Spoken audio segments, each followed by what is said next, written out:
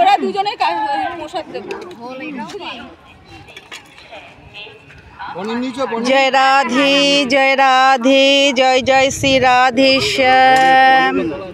বলছি আপনারা সবাই শান্তভাবে দাঁড়ান, সবাই ঠিকঠাক মতন প্রসাদ পাবেন।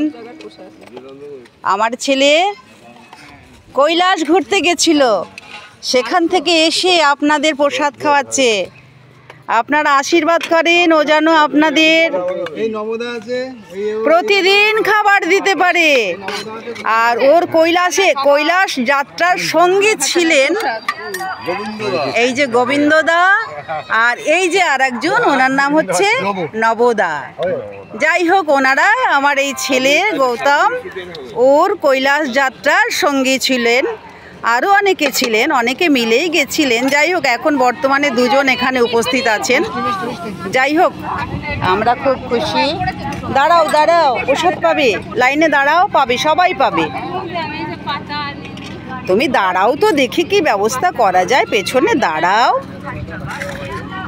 জয় রাধে জয় রাধে জয় জয় শ্রী রাধে। আমরা একটু সামান্য প্রসাদের আয়োজন করেছি।